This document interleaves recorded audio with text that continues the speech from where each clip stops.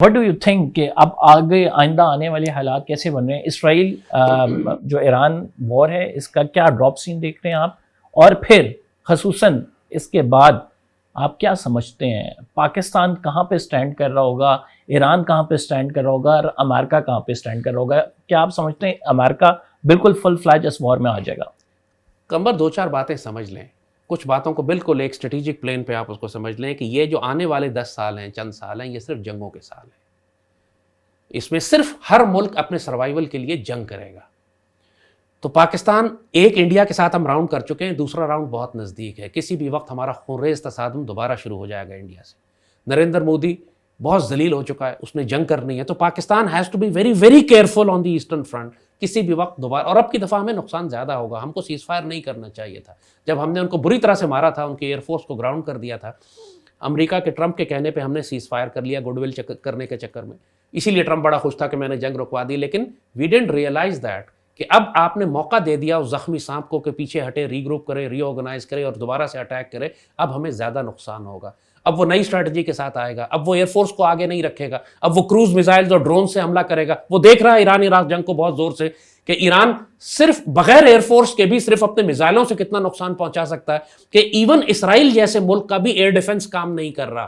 دیکھ لیا نا، یہ بہت بڑا ایک میسج ہے پوری دنیا کے لیے کہ اسرائیل جس کا ایئر ڈیفنس پوری دنیا میں مشہور تھا کہ آئرن ڈوم اس کے پاس ہے، ڈیوڈ سلنگ اس کے پاس ہے، پیٹریوٹ اس کے پاس ہے، تھارڈ اس کے پاس ہے، اس کے باوجود اپنا ایئر ڈیفنس نہیں کر سک رہا۔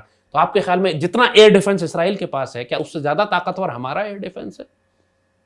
انڈیا یہی اسٹریٹجی دیکھ رہا ہے کہ اگر اوورولم کر دے ہمارے ایئر ڈیفنس کو، ہزاروں کی تعداد میں بیلسٹک میزائل اور ڈرونز بھیجے، تو پھر پاکستان کس حد تک ڈیفینڈ کر سکے گا؟ اب وہ اسٹریٹجی چینج کرے گا، وہ ground forces. We had this recent episode India کے ساتھ جو ہوا، نیکسٹ ایپیسوڈ اب کب ایکسپیکٹ کریں؟ اینی ڈے انڈیا ہر روز نو ٹائم دیتا ہے، نوٹس ٹو ایئرمین، وہ جو ایئر ایکسرسائز کر رہا ہے ان کمنگ ایئرز۔ نہیں، I'm talking about weeks, days, India کی جانب سے حملہ ہوگا، ڈیز۔ آئی واز ایکسپیکٹنگ کہ اس بقرعید پہ ہوگا، اور اس بقرعید پہ ہوتے ہوتے رہ گیا۔ دے سو وی ور پریپیئرڈ، ان کی اپنی کوئی پریپریشنز میں کمی تھی، ورنہ بقرعید پہ ہو جانا چاہیے تھا۔ I am expecting in the next 10-15 days we will get into another war with India، 10-15 دن میں، لمبی بات نہیں کر رہا۔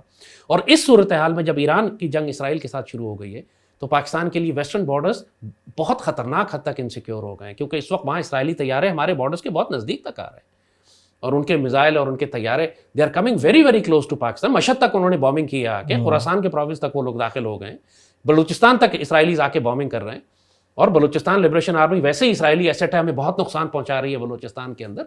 ہمارے لیے بہت بڑا کرائسس کھڑا ہو گیا۔ Pakistan has no choice but to support Iran, ہمیں ایران کی مدد کرنی ہے، ہمارا ویسٹرن فلینک ہمیں اپنا محفوظ کرنا ہے۔ لیکن بات وہ یہ ہے کہ اگر ایرانی جنگ نہیں کرتے تو پھر ہم ان کی مدد نہیں کر سکتے، جنگ ان کو خود کرنی ہے۔ اگر ان کی صفوں میں غداری ہے اور ان کی لیڈرشپ ماری جاتی ہے، دین نو بڈی کین ہیلپ دم۔ لیکن ہم نے کوئی چائنا اور رشیا کے حد تک ڈریگ ہوں گے۔ دیکھیے، nobody wants to leave Iran to America, سیدھی سی بات ہے۔ بہت بڑے اسٹریٹجک انٹرسٹ ہیں ایران کے بھی اور رشیا کے بھی، دونوں نے تھریٹ کیا ہے۔ چائنیز تو ڈائریکٹلی انوالو بھی ہو گئے ہیں، باقاعدہ جیسے کہا کہ جہاز بھر بھر کے اسلحہ بھیج رہے ہیں۔ اب ملیٹریلی کتنے انوالو ہوتے ہیں یہ تو امریکہ کی انوالومنٹ کے بعد پتہ چلے گا، ابھی تک امریکہ نے بھی تھریٹ کیا ہے، داخل تو نہیں ہوا۔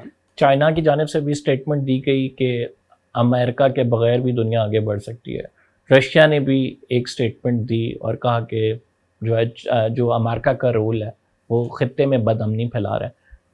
کیا یہ محض اسٹیٹمنٹ تک بات رہے گی؟ ایران پہ اگر امریکہ براہ راست حملہ کرتا تو کیا رشیا، جو کہ کیو میں رائٹ ناؤ انوالو ہے، یوکرین کے ساتھ ہے، اور چائنا تائیوان کے ساتھ ابھی رائٹ ناؤ انوالو ہے، آپ سمجھتے ہیں کہ وہ دونوں اپنے فرنٹ چھوڑ کے ایران کی مدد کریں گے ملیٹریلی؟ دیکھیے، اس وقت میں نے کہا نا کہ ہر چیز، ساری پاسبلٹیز اوپن ہیں۔ جو ایئر کرافٹ کیریئر انہوں نے تائیوان کے پاس رکھا ہوا تھا امریکہ نے، اس ایئر کرافٹ کیریئر کو یہ تائیوان سے نکال کر بحیرہ عرب میں لے کر آ گئے ایران کے سامنے۔ اب چائنا کے لیے تائیوان لینا بچوں والی بات ہے، وہاں کوئی ایئر کرافٹ کیریئر ہی نہیں، کوئی بیٹل گروپ ہی نہیں ہے رشیا امریکنز کا کہ جو تائیوان کو ڈیفینڈ کرے۔ بہت ساری پاسبلٹیز ہیں۔ چائنا وہ تائیوان پر رسپانس دے سکتا ہے۔ چائنا فی الحال ایران کے اندر داخل ہو چکا ہے، اپنے جہاز بھیج رہا ہے، اسلحہ بھیج رہا ہے، سپلائیز بھیج رہا ہے۔ ملیٹریلی وہ کتنا انوالوڈ ہوگا، میں نے کہا یہ اس وقت پتہ چلے گا جب امریکنز انوالو ہوں گے۔ ابھی تک امریکنز بھی تھریٹ ہی دے رہے ہیں نا۔ لیکن رشیا اور چائنا اور پاکستان، تین ایٹمی طاقتیں ہیں جو ایران کے ساتھ ہیں، کسی صورت میں ایران کو امریکن کیمپ میں نہیں بھیج سکتی، ہمارے لیے سیریس پرابلم ہو جائے گی۔ تو مل کے ہم کیا اسٹریٹجی بناتے ہیں ظاہر ہے وہ ہمیں نہیں بتائیں گے. آن گراؤنڈ آپ کو رزلٹ نظر آئے گا, بولے گا کوئی بھی نہیں. جس طرح چائنا نے ابھی تک اعلان نہیں کیا کہ ہم جہاز بھر بھر کے ہتھیار بھیج رہے ہیں, وہ تو ٹرانسپونڈر آف کر دیتے ہیں اپنے جہازوں کا. کسی ان نون ایئر کرافٹ ہوتا ہے جو کہ ایران میں لینڈ کرتا ہے. So nobody will tell you but you will see the result. جب آپ یہ دیکھ رہے ہیں کہ اب ایک نیا قسم کا, کل سے ایران نے ایک نیا قسم کا ہائپرسونک میزائل استعمال کیا ہے سپر سونک, کہ جو ایٹماسفیئر سے جا کے واپس آتا ہے اور ری انٹری وہیکل ہے, اس میں دوبارہ سے جا کے واپس دوبارہ داخل ہوتا ہے. پوری اسرائیل اور امریکہ میں پینک ہو گیا ہے کہ ایران کے پاس یہ ہتھیار کہاں سے آئے.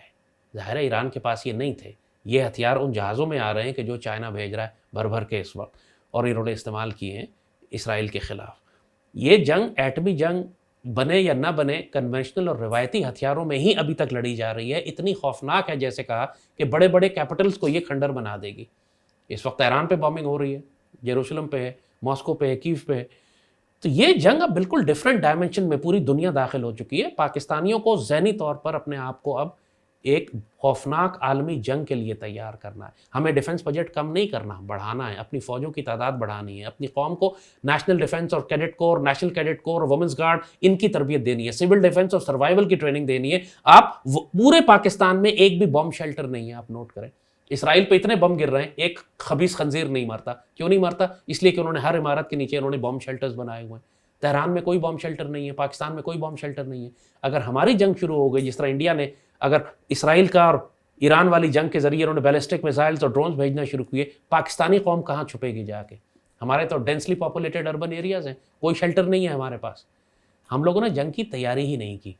باجوہ کے دور میں, عمران کے دور میں, اگین جو آپ غداری پوچھتے ہیں نا, ایک سب سے بڑی غداری یہ تھی کہ باجوہ نے نیشنل سیکیورٹی ڈاکٹرائن لکھوائی تھی ایک عمران نے کہ بھارت کے ساتھ ہم 100 سال کا امن کریں گے. موئید یوسف کے ذریعے, آپ کو یاد ہوگا, اس کو نیشنل سیکیورٹی ایڈوائزر لگایا تھا اور 100 سال کا امن کرنے جا رہے تھے. اس نے کشمیر ضبط کر لیا, اس نے کشمیر پر قبضہ کر لیا, اور یہ بھارت کے ساتھ 100 سال کا امن کرنے جا رہے ہیں. مجھے بتائیں غداری اور کس کو کہتے ہیں؟